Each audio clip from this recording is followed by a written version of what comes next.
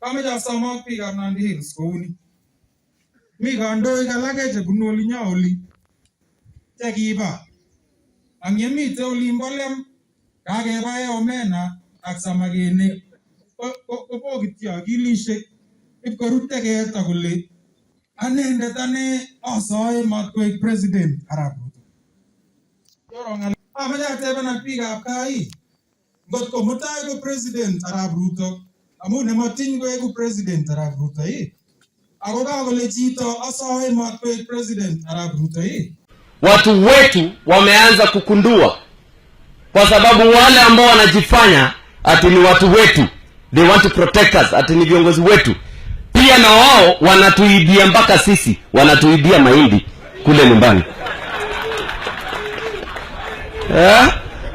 Sasa tumekundua na raia kule sasa ni mimi ndio mwenye kusema.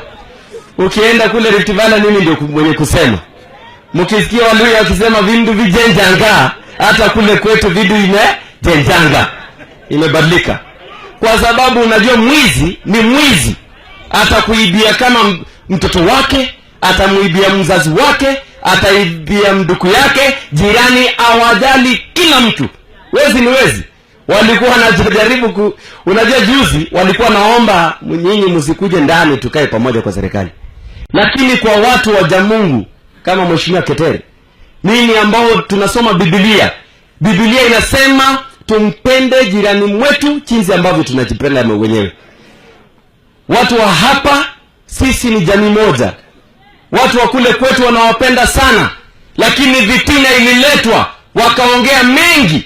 Lakini sasa hivi na uhubiri kule amani, na hivi karibuni nitakuja hapa Nyanza tuongee na tukae pamoja. Sababu uwezi ni wezi. Wametubora mpaka mahindi wamemaliza, wale wanalia kule nyumbani. Wametuzoea, wanatuibia mpaka sisi.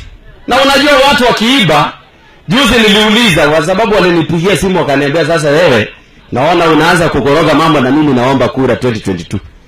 Nikamwambia wewe, maombi yangu Mheshimiwa Ketere kwa sababu mimi nataka kuwa rais hata mimi siku moja. Wewe ukipata nafasi, watu wa Kenya watachukia jamii yetu ya Kalenjin wakifikiria sisi ni wezi kama wewe. Nikamwambia kama kuna mtu anakuombea usipate nafasi ya kuwa rais, ndio mimi wa kwanza. Kwa sababu there is nothing like a tribe. You don't steal on behalf of a community.